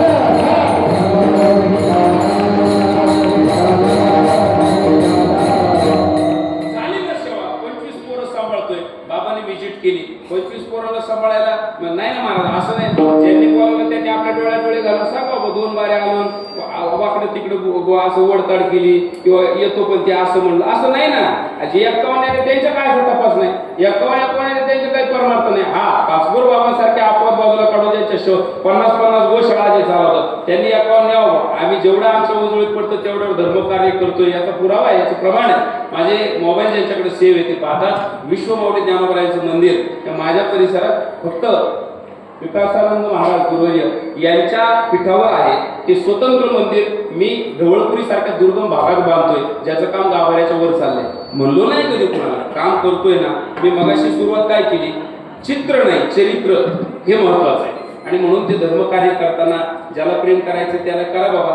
आता तुम्हाला सुद्धा जर मोठ्या गाड्यांवर चांगल्या अंगठ्या 5-5 अंगठ्यावाल्यांवर चांगल्या गड्यावाल्यांवर करायचं असेल तुमची मर्जी राहिली तर तसं होत नाही. इथं ज्या अर्थी मला बोलावतात त्या अर्थी तुम्हाला कळतंय. तळमळीचा बोलू थोडीच चालेल. आणि म्हणून माझा मुद्दा आहे गड्या, मला हा मुद्दा सांगायचा होता. देव आहे ना, तो नटतो ना, तो प्रल्हादासाठी प्रगटला ना, तो उचनीच काही अभंगामध्ये सजन कसायला मांस विकू लागला ना, तो जनाबाईंना गवऱ्या थापू लागला ना, त्यांचा भार व्हायला ना, इतका वेडा. बघा त्या अभंग 11 चरणात, किती 11 चरण आहे महाराज त्याच्यात. तर तुम्हाला उचनीच काही त्याच्यामध्ये काय वर्णन केले? उचनीच काही नेणे बघत तिष्ठे भाव भक्ती देखून या दासी पुत्र कन्या विदुराच्या बक्षी दैत्यागरी रक्षी प्रल्हादाशी चर्म रंगू लागे रुई दासा संगे कबीराच्या मागे शेले गेले सजन कसाया विकू लागे मांस माळ्या सावत्यास फुलकू लागे. ते पुढं सगळे बघून घ्या तुम्ही. मला असं वाटतं की याच्यामध्ये त्याने काय केलंय, त्याने त्याची उच्च पद सोडलं आणि त्या भक्ताच्या असणाऱ्या आसक्ती कुठे बघा. ज्या सुखाकारणे देव वेडावला आणि वैकुंठ सोडले संत सदरी राहिला. मला असं वाटतंय संतांची म्हणजे त्याला भक्ताची एवढी वेळ आहे की त्या भक्तांसाठी तो वेडा होतो आणि या विश्वामध्ये प्रगटतो. अभंगाचं शेवटचं चरण.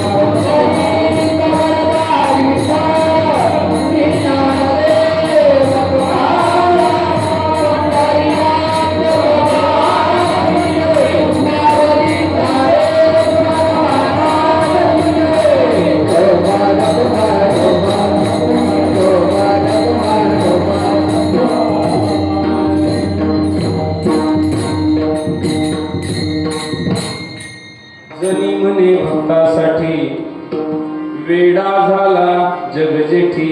ऐका, त्या भक्तासाठी तो वेडा होतो. तुकोबरायांसोबत सुद्धा लीला केलेल्या आहे. तुकोबरायांच्या अनुपस्थितीमध्ये त्यांच्या पितरांना नैवेद्य दिलेला आहे. वेडा होतो तो देव भक्तासाठी. ऐका, एक उदाहरण देतो. आता फक्त आहे ना तो आता देव आहे, बरं त्याचं एक जालीम उदाहरण देतो, थांबतो. तुम्ही एक नाव ऐकलं असेल, प्रेमानंद शास्त्री. वृंदावनला राहतात आणि दोन्ही किडण्या नाही. तर ते दोन्ही किडण्या नाही, त्यांना देव आहे बरं का. बघा त्या उदाहरणावर. बरं, डॉक्टर लोकांनी रिपोर्ट काढले, खरंच नाही. आणि हे डायलिसिस करत नाही, पहाटे 3लाच उठतात, चालतात. तर ते त्यांना एका डॉक्टरने सांगितलं 2001ला तुम्ही लई तर 3 वर्ष जगू शकता. 2019ला ज्या डॉक्टरनी सांगितलं होतं बाबा तुम्ही 2-3 वर्ष जगू शकता, आता 2001ला सांगितलं होतं तुम्ही किती वर्ष जगताल? 2-3 वर्ष. आता चालू आहे 2025. महाराष्ट्र अजून टकाटक आहे. ते मी मोबाईलला वाचलं, त्यांनी 2-4 जण पाठवले. म्हणजे अरे आपल्याला ते डॉक्टरनी रिपोर्ट दिलं तर म्हणजे तुम्ही 2-3 वर्षात जाताल. ते डॉक्टर कुठे त्यांचा दवाखाना ते बघून तरी या. तर त्याचे 2-4 जण गेले. ते गेल्यावर कळालं ते डॉक्टर 2005लाच वारले. ज्याला कळलं त्याला कळलं. ज्यांनी सांगितलं तर तुम्ही जाणार 2-3 दिवसात, 2-3 वर्षात, तेच गेलं 3 वर्षात. महाराज मात्र अजून 25 पर्यंत हयात येते. आणि एक मुद्दा आहे, त्यांना विचारलं किडण्या नाही मग तुम्ही जिवंत कसे? त्यांनी उत्तर दिलं, मला असं वाटतं की तुमच्या या विज्ञानाच्या मशिनरीनी शोधलं त्याच्यामध्ये किडण्या नाही असं तुम्ही म्हणतात, मला माहित नाही. पण दिव्य अनुभव माझा असा आहे की मला 2 किडण्या आहे याची मला अनुभूती आहे. आणि माझ्या एका किडनीचं नाव आहे राधा आणि दुसऱ्या किडनीचं नाव आहे कृष्ण. म्हणून माझं एक मत आहे बा, काही असू नाही तर नसो. व्यावहारिक जगातल्या लोकांनी तुम्हाला मानू नाही तर न मानू, त्या परमेश्वराने मानावं म्हणून त्याच्याशी कृतज्ञ राहा.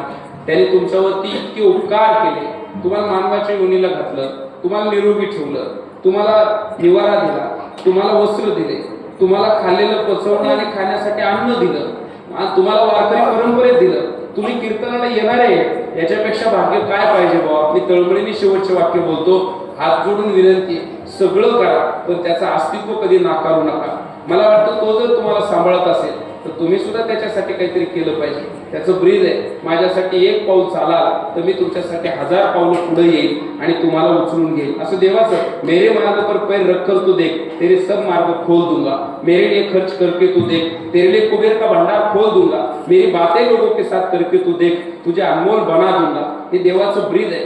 मला वाटतं तो जर तुमच्यासाठी एवढं देत असेल तर तुम्ही सुद्धा थोडं त्याच्यासाठी काहीतरी दिलं पाहिजे. बरोबर आहे? काय दिलं पाहिजे? काही नाही. त्याला त्या ठिकाणी त्याला कृतज्ञता दिली पाहिजे. हे देवा, जेने हा जीव दिला दान, तयाचे करीत काही नाही मागतो तुमच्याकडे, तुम्ही त्याचं नाव घ्या. का नाही घेतलं पाहिजे? मी परत एकदा ते वाक्य, का रे ना आठवीसी, का रे ना आठवीसी कृपाळू देवासी, अरे पोषितो जगाशी एकला तो, एकदा तरी दिवसातून त्याचं नाव मोठके निमिष भरू देत तुझा आहे. बरोबर आहे ना? एक निमिषभर वेळ त्याला द्यायला काय अडचण आहे बा. या 8 पहारा माझारी मोठके निमिषभर, 8 प्रहारापैकी 1 निमिषभर तुम्हाला द्यायला काय अडचण आहे बुवा. आणि जर तुम्ही तो कमाल आहे बुवा. मी एक बोलू का महिला मंडळ, नवऱ्याने तुम्हाला नथ घेतली ना, तुम्ही अवश्य त्याचं कौतुक करा. माझ्या हात जोडून विनंती आहे, ती नथ घालायला जर देवाने नाकच दिलं नसतं तर नथ मुंडक्यात गुंतवली असती का? साधा प्रश्न आहे. राग येऊ देऊ नका. नथनी ली जिस यार ने उसे सुमिरत बारंबार, नाक दिया जिस खुदा ने उसे भूल गई गवार. हा संवाद हिंदी. ऐका, अजून एक सांगतो. मला भले एखाद्याने घड्याळ बक्षीस दिलं असेल, पण ते घड्याळ महागडा जरी असेल, घड्याळ घेणाऱ्याचं मी अवश्य कौतुक करावा. पण ते घड्याळ घालायला मनगट ज्याने दिलं त्याचं माझ्याकडून कौतुक झालंच पाहिजे. मला असं वाटतंय, भले तुम्ही तुमच्या प्रयत्नाने कमवत असाल, तुमच्या ताकदीनं, तुमच्या हुशारीनं तुम्ही कमवत असाल, पण त्या कमवण्यापर्यंत जिवंत ठेवणारा मात्र परमेश्वर आहे, हे तुम्ही विसरू नका. टायटॅनिक नावाचं जहाज बनवलं होतं एका श्रीमंत माणसाने. तुम्ही हे सगळं मी मोबाईलवरलं सांगतोय. टायटॅनिक नावाचं जहाज बनवलंय आणि ते जगातलं नंबर 1 जहाज आहे. आणि ते बनवल्यानंतर ज्याने बनवलं त्या निर्मात्याला सहज इंटरव्ह्यूवाल्याने विचारलं, तुमचं काय भावना, काय म्हणणं, काय बाबा, काय वाटतं तुम्हाला? तुम्ही आता हे प्रस्थान करणारे हे तुमचं टायटॅनिक नावाचं जहाज अद्भुत आहे, वर्ल्डवरचं नंबर 1 आहे. त्याने काय थोडंसं अहंकार झाला किंवा थोडा ते कधी कधी मान काय यौवनम धन संपत्ती प्रभुत्व विवेकता एकेच मप्यानत आहे किंवा कुर्वतीचे कुष्ट पेलवलं नाही त्याला. तो बोलताना असं बोलला, 1,000 इंजिनियर लावले म्हणले त्याला, आणि काही कारागीर काम करत होते, अब्जावधी रुपये इन्व्हेस्टमेंट केले आणि हे जहाज बनवलं. असं बनवलंय देव सुद्धा बुडू शकत नाही. काय म्हणलं तो जर असं म्हणला असताना वयाला आमदार सुद्धा बुडू शकत नाही तर मग जमला असतं. हे डायरेक्ट देवाशी चॅलेंज केली. पहिल्याच ट्रायल मध्ये त्या असं बुडालं, याच्या बापाला सुद्धा सापडलं नाही. ज्याला कळत त्याला कळत, बाकीचे बसून राहा. ऐका, माझा पुढचा आता शेवटचा अंतिम टप्पा आहे. म्हणून माना त्या देवाला, माना. तुम्ही आहात ना, त्याच्या पाठीमागे तो आहे. अजून एक सांगू, पण तरी काही मंडळी मानित नाही हो. तारुण्याच्या मध्ये न मानी कोणाशी, आणि सदा मुसमुशी धुळा जायचा.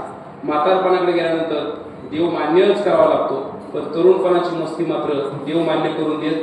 तरुणपणात रंगेली असते. ते कसं बोलत माहिती का, आपला नाद करायचा मोठ्या वाटतील म्हणावं. थांबा आता दाखवतो तुम्हाला. ह्या अशी कॉलर अशी साखळ्या वेगळ्या, ह्याच्यावर करोडची उलाढाल झाली. महाराज पाहू नका माझ्याकडं. खरं असं आपला नाद करायचा आणि देव असा पुढे जाय, असा आवाज आला का तो पाहतोच टाकतो. कुणी हल्ली रे, ज्याने असं केलं का नाही त्याचा टांगा पलटीच. त्याला आवडतच राव खेळ खेळायला. त्याचं म्हणणं असं टक्कर देणारच पाहिजे मला, मी टांगाच पलटी करू. मी माझ्या पुरतं होतो. याचा संदर्भ पुढे लावू नये, माझी जिरू नाही. ही पण हात उडवी नाही. उगाच असं काहीतरी मी सांगतो. ज्या पद्धत काही पोरं, मी कोणासाठी सांगत होतो, एक तरुण पोरगा आहे, तो म्हणायचा, आणि त्याला म्हणायचं येत जा माझ्या संग कीर्तनाचा जाऊ, बसत जाऊ, ऐकत जाऊ. मला पुढी लागली बोलायची ते ऐकून ऐकून. तेव्हा हे काय सांगतो ते महाराज लोकांचं काम आहे होते आपलं का ते, आणि कशाला जायचं त्याला, काय पडलं त्याच्या वाचून म्हणले, काय भेटतं कीर्तनाला गेलो. आपलं असं म्हणले, जिथं लात मारी तिथं पाणी काढली. बरोबर तो काय म्हणायचा, जिथं लात मारी तिथं पाणी काढली. हे कधी म्हणायचं माहिती का, तो होता तवा वयाच्या 25 मध्ये. तेव्हा तो म्हणायचा, जिथं लात मारी तिथं पाणी काढली. आणि त्याच्यानंतर 10 वर्ष गेली, तो झाला 35चा, आणि तो होता ऍडमिटला वानखेडे हॉस्पिटलला. नाही कळलं तुम्हाला, तो ते हॉस्पिटल मुतखड्यात आहे. आणि हा म्हणायचा, जिथं लात मारी. आणि मी भेटायलाच गेलो त्याला. मला असा तपास लागला, मी मुद्दाम जातो. काय नाही गेलं त्याला, 5 रुपयाचे कुरकुरे नाही फक्त. पुन्हा गुतला मग काय करायचं कुरकुरे. त्याला मग गेलो, मला फक्त म्हणायचं होतं, तू काय रे रम्या झालं काय पुरा नेमकं. काय बोलायचं महाराज, असं रात्रीतून तुमलं पोट पाणी गुज निघाला बाहेर. 2 दिवस झाले लगी व्हायना, पाणी बाहेर निघाला. काय बावळ ते डॉक्टर घेईन 35-36 हजार. आता तुला काय आपलीचा तपास आहे का नाही. तो बोला काय आपलं काय ठरलं होतं, तू 25चा होता तेव्हा. म्हणजे काय, जिथं लात मारीन डॉक्टर जाऊ नको, तंगड उचलून पोटावला थांब, काढ पाणी बाहेर. सोपं आहे ना त्याला. काय राजावर नाही चांगल्याची चिरली. कालपर्यंत जे छात्या ठोकीत होते का नाही, ते आज सापडून सुद्धा तर फुटत नाही. लक्ष देऊ नाही का. म्हणून सगळीकडे छाती बढावा, सगळीकडे अहंकार करावा. पण मला असं वाटतं देवापुढे अहंकार करू नये, कारण देवाची सत्ता ही अद्भुत आहे. आपल्या घमेंडीपणामुळे, पैशामुळे, संपत्तीमुळे कोणाला छळू नये, आणि आपल्यामध्ये अहंकार येऊन देऊ नये. आपला एक पाय नेहमी जमिनीवर ठेवा. बघा आता हा बोलायचा विषय नाही, पण काहीतरी एखाद्या माणसाने केलेली कृती, चांगली कृती ही समाज करत असतो. माझा लय दिवसा संकल्प होता, तर चुकून जर का आपली पात्रता नाही बा. 10 वर्षापूर्वी मी सिमेंटच्या कामावर जात होतो. हे सर मला सांगायला काय वाटत नाही, मला काय तारखा पाहिजे म्हणून मी कोणाला विनवण्या केल्या का काय. खरंय ते खरंय. 2015ला नगरला गेल्यावर केडगावमधून सोनेवाडी जो रोड जातो त्याला गांधी गोडावणे, आणि आरंगावमधून कायनेटिक चौकातून जो आरंगावला रोड जातो त्याला VRD गोडावणे. तिथं मी धक्क्यामध्ये सिमेंटच्या गोण्या खाली करायचो. म्हणजे त्या गाड्या तिकडून भरून आल्या रेल्वेतून, तर त्या गोडाऊनला खाली व्हायच्या. खाली करायची पद्धत अशी आहे, 2 असणाऱ्या नाकाची गज हुका असतात, त्याला 2 बाजूने 2 जण उभे असतात. त्याच्यामध्ये ते हुक गुतवली जाते, ती अशी बिंगवली जाते, ती परत हुक अशी केली जाते, गोणी निष्ठती. समोर 10 जण उभे असतात, एकाने त्या गोणी खाली मान घालायची, ती गोणी झेलायची. झेलताना त्याची प्रक्रिया अशी आहे, अशी लपक खायची. अशी गोणी आली अशी लपक खायची, मानाला झटका बसत नाही, आणि गोणी अलग कॅच करता येते. ती 50 किलोची गोणी उचलून पळायचं. 13 मिनिटात गाडी खाली करायची, आणि 14ची थप्पी लावायची. 14ची थप्पी लावताना खाली गोण्या पटापट 3-3ची थप्पी मारून टाकायची, परत कापून द्यायच्या. नंतर वरती गोण्या भरीत चालायच्या. 10च्या लेवलला गोणी आली का खाली एक गोणी मारायची, तिच्यावर उभं राहायचं, वरची एक गोणी मारायची, परत खाली एक गोणी मारायची, त्याच्या अलीकडे एक गोणी मारायची, 1 2 आणि परत वरच्या 13 आणि मग शेवटची गोणी परत खाली मारायची, वर एक मारायची, 14ची मारायची. असं काम करायचो. त्यावेळेला जर 3 दिवस गाडी लागली नाही तर टेन्शन यायचं, बा घर चालणार कसं. त्यावेळेला स्वतःचं पोट भरणं कठीण होतं. मी म्हणलं कसं जगायचं बा आता. आणि आज फक्त 10च वर्षामध्ये गॅप गेले. त्याच्यानंतर ज्ञानोबरायांच्या आश्रयाला आलो आणि ज्ञानोबरायांचे जे काही प्राप्त झालं ते लोकांपर्यंत घेऊन फिरलो. आज 25, त्यावेळेला दोघांचं पोट भरू शकत नव्हतो, आता 25 पोरांचं पोट भरतो. ही ताकद देवाची आणि करावं सांगतो ना. म्हणून अटीतटीवर परमार्थ नाही आपला. जमन जे बोलवे त्याच्याकडे जायचं, तिथं करायचं. आणि शेवटची उदाहरणं 3-4 त्याच्याकरताच होते. आपण लोकांच्या नादी लागण्यापेक्षा आपण देवाच्या नादी लागा, आणि आपण लोकांच्या प्रतिक्रिया घेण्यापेक्षा देवाच्या प्रतिक्रियेची वाट पहा. जीवनामध्ये मोठी क्रांती घडेल. ज्ञानेश्वर